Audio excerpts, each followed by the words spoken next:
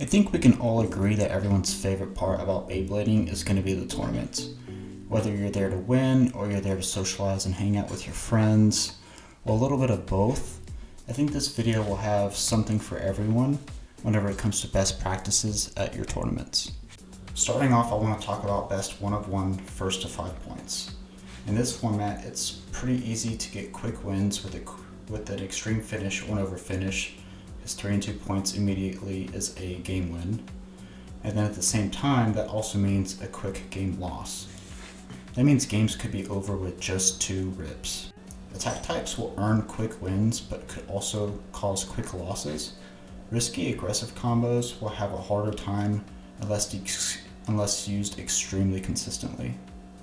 Stamina and defense types earning 1 point make a bigger impact and can even help you win games whenever you're sitting at 4 points. My suggestion whenever it comes to balancing out a deck would be 1 attack type, 1 balance type, and 1 stamina or defense type. Another 2 formats that I'd like to talk about are best 2 out of 3 first to 4, and then best 1-of-1 first to 7. So a lot of tournaments will use the first to 7 format during the finals, and my community is currently using the first to 4 best 2 out of 3 format.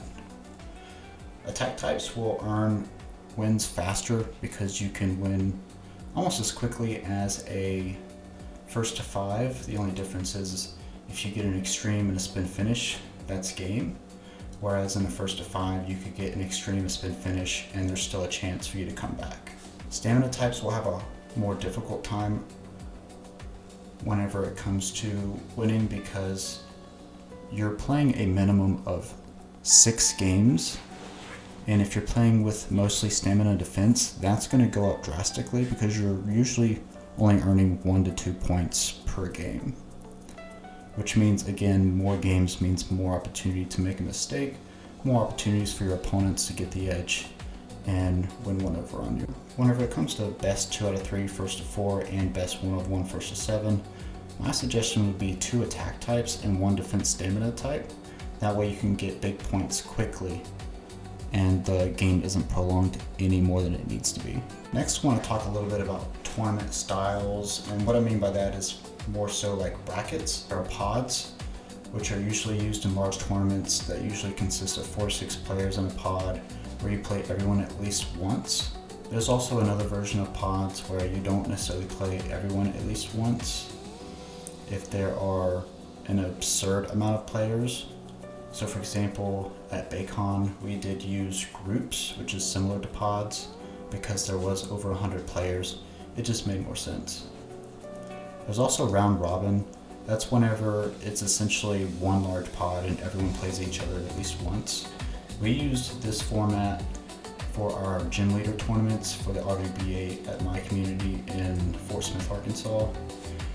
And then there's the one everyone is pretty familiar with, and that's going to be Swiss. That's where everyone plays a specific amount based on how many players are in the tournament, and then you move on to finals based on scores. And then of course we've got single elimination, which is typically always the case during finals, but sometimes tournaments will do this across the board. That just basically means once you lose a match, you're out of the tournament. Real quick guys, I've got a friend of mine who's going to say a few words about best practices at tournaments. His name is NikFlikz. You may know him, popularized through TikTok. Now he's got a few great series on YouTube as well. He got 2nd place on day 2. Me getting 2nd place on day 3. We have a lot of interesting things to talk about whenever it comes to consistency in tournaments. So here he is. What's up everyone? My name's Nick, but I'm mainly known as NikFlikz in the Beyblade community, and I was fortunate and lucky enough to get 2nd place at the Beycon National tournament on day 2 of Beycon. I learned a lot from that win, and I was super excited to make it as far as I did. And here are 2 of my main takeaways from that day that I'm going to share with you guys to hopefully do better in your next tournaments. The first and biggest tip that I recommend to any blader I meet that's trying to be competitive is be comfortable on both sides of the stadium. I cannot overemphasize how important it is to be able to launch competitively and comfortably from both the X side and the B side. So if you're feeling uncomfortable on either of those sides, make sure to launch a lot of test launches with friends to make sure you can really rip it and stay in the stadium. The second tip is going to be about your deck. Beyblade does have a luck factor in it. We can train skill all day long and still have something upsetting happen out of the blue. My biggest recommendation is to not let that trip you up. You know, we've tested with our bays, we found the best combos, and we know how to use them. So if something unlucky happens, don't let that shake you out of switching up your combo. Stick with what you know, stick with what's good, and blade to the best of your ability. Back to you, Beybreakr. Thanks again for tuning in, Nick, and I really appreciate those words of wisdom. Some tournaments run their stadiums on stands, which can typically be at different heights, and even on tables, which can make it even harder to get your particular launch in if you're more familiar with stands. So knowing that is going to be useful. Not only that, but you kind of want to check for damage before you start playing, because if there's a stadium with a hole in it, especially in a pocket, then that could be game altering, because if that hole isn't there, there's a chance that, let's say you're running 160, you get over finished, but you're still spinning pretty hard. A lot of the time you can pocket hop right out, but if there's a hole in that pocket, you're much less likely to get out of that hole, and then that's going to change the outcome of the game. So I definitely suggest checking that, because sometimes holes happen, and stadiums are expensive, so you can't always expect for tournaments to be ran with 4 to 6 pristine stadiums, and it's not even a bad idea to ask if you're allowed to just bring your own stadium. That way you're guaranteed a stadium that's in good condition every single time you play. Something else you want to make sure you're familiar with are going to be the rules whenever it comes to that particular tournament. There's a lot of different rule sets that a lot of places will use. Some use strict WBO rules, which is what I'm familiar with in the RBBA. I know there's another community that goes by specific rules based on Beyblade X. There's G tournament rules, there's Hasbro, there's TT. So it can be pretty up and down and all over the place whenever it comes to different rules and how rulings are made, things like that. Something I'm a fan of whenever I get super obsessed with a hobby is the gear and the accessories. And a lot of that is going to be super helpful whenever it comes to tournaments. If a blade or a part breaks, bring extra parts for your combos. If you have, rush in your combo, bring a second rush just in case one gets damaged in your match. Sometimes blades will literally break. So if you're running Silver Wolf, maybe bring a second Silver Wolf just in case it cracks. Make sure that you check in on the rules and know that whether or not you're allowed to actually do that. And then even some tournaments are pretty strict around if you can bring extra parts to the game itself. Maybe you need to keep them in your car or with your friends or whatever. That way, just in case you do need to change parts mid-game, you're allowed to. But some tournaments will quite literally disqualify you if you have extra parts on you during a game, so make sure you know. Other accessories or gear whenever it comes to battling and tournaments, it's going to be like your launchers, your grips, your ripcords. Those things can break. Only ripcord launcher I brought for the entire event broke. I thought my run was over before it began. In fact, my grip broke last week. I've broken about 3 different launchers, and I've gone through probably 5 or 6 different ripcords, so having extras on hand is extremely helpful. Wear something comfortable, and make sure you're wearing shoes with good grip. So for example, at Beycon, I wore slides on the 3rd day, and my feet got so sweaty, and I know that sounds gross. I had to take them off and play barefoot just so I could get a good grip on the ground whenever I launched. And I'm pretty sure TMS had the same issue wearing flip-flops whenever he won the day 2 100+ player tournament. Speaking of which, we have none other than the man, the myth, the legend himself, Mim-Sky, who's going to say a few words. So without further ado, is having, if you're wearing flip-flops, you tend to lose grip traction with your feet. And that tends to be a big problem in general, because if you don't have good traction with your base when you're launching, you can't get a great launch. So one of the funniest things, people hate this, but I find it funny every time, is called the Mim grippers, all right? It's where we take off our flip-flops and we grip the ground, all right? So we have a more sturdy base for launching, because if you don't have that sturdy base, the rest of your body when launching is not going to be as sound as you're trying to execute.